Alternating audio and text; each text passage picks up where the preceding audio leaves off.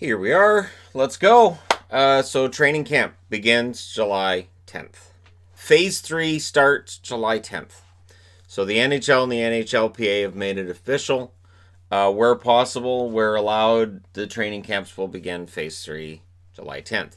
Now, Calgary's looking at the States for starting up their training camps and getting everything going because of the 14-day quarantine in Canada, which continues to be the story up here. Now, there's also other stories that are circulating, so we'll get to that. Vegas is still likely to be one of the hub cities. Now, some are reporting it as being a done deal. I would love to do that, but until I hear it from an NHL connected source from the NHL itself, it's always been my way of doing things that I don't report on it until I know. So until I hear it from Mackenzie, Drager, Elliot Friedman, until I hear it from one of them that yes, this is set. I understand there's reports of deposits being paid and promises being made, but again, until it's actually officially official, there's still most likely to be a hub, and the other one appears to be Pittsburgh, where they're saying they have the accommodations, and I know people are saying, well, it's a small market. What they're saying is they have the accommodations, they have the rinks, they have everything they need in Pittsburgh in order to make this work. So if it's going to be Vegas and Pittsburgh, let's go. And for anybody who wants to talk about home ice advantage, did people watch last year's playoffs at all? Like, did people understand last year's playoffs proved home ice means less? It seems to mean less every year, and it seemed to mean very, very little last year at all. Didn't help Tampa, didn't help Pittsburgh last year. So for anybody who's going, well, Pittsburgh, if they have home ice advantage, yeah, it doesn't necessarily mean anything. Pittsburgh has been pretty good on the road in the playoffs, too. Closing out series on the road, kind of their thing. Winning Stanley Cups on the road, they've been able to do that a couple of times, too. So, yeah, I don't denote any kind of home ice advantage. You don't have fans in attendance. It doesn't matter. It's not like other teams are going to be coming into this market because they're all going to be in that market as part of the hub. So it's kind of home ice for everybody. And all the ice surfaces are the same size. Most buildings are similar dimensions. It's not like guys are going to walk in and go, okay, I don't know how to play hockey here because the roof's slightly different. If that's the case, then they don't deserve to win it anyways. But again, it's gonna be two hub cities, and we'll see how it goes from there. Now, are you a Buffalo fan? If you're a Buffalo fan, why don't you just stick your fingers in your ears for like the next, I don't know, 30 seconds, maybe a minute. Don't read the board. You already read the board? Oh, all right. Kim Pegula is staying on as team president. Yep. So, sorry. She's staying on as team president because of course she is. And I guess this is a Melnick thing. Like, oh, Melnick's making headlines again. Quick, Kim, get out there. Tell him you're not going anywhere. All right, can do.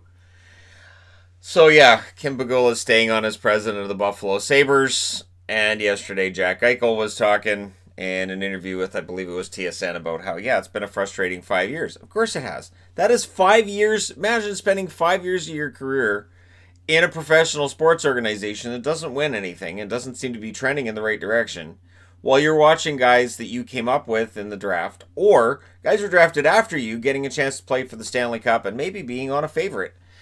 It has to be very, very frustrating.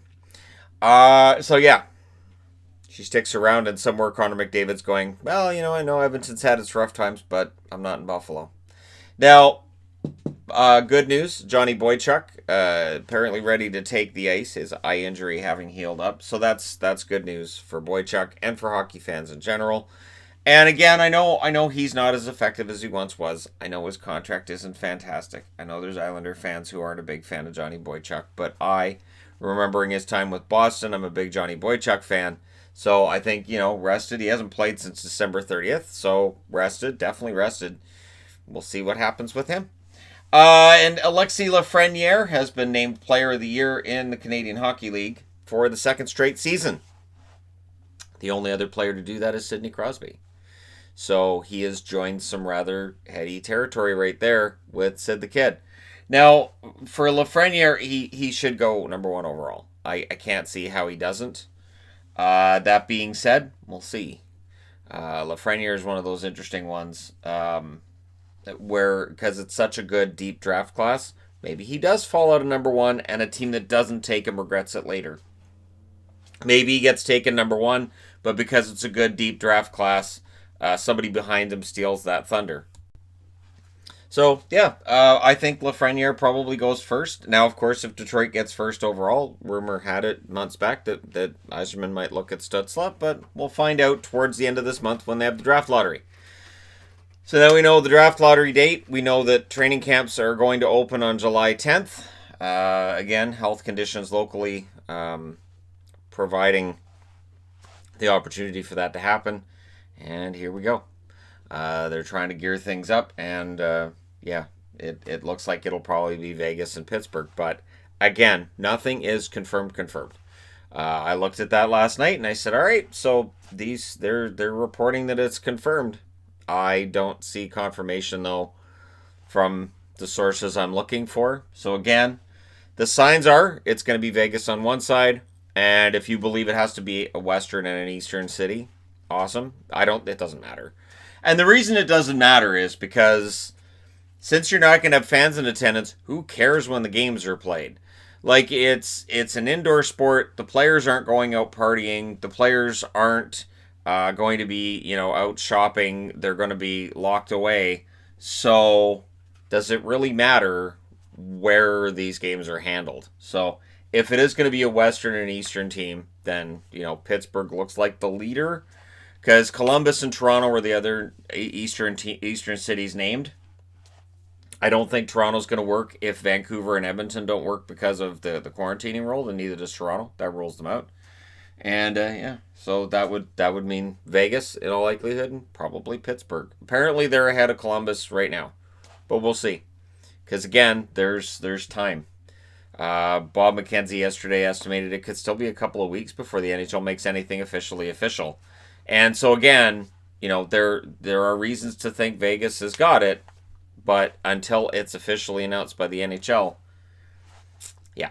So, let me know your thoughts in the comment section below. As always, don't forget to hit like and subscribe if you're browsing your way through. You just happened upon this video. And hey, thank you guys so much for watching, for all your support. I will talk to you again soon.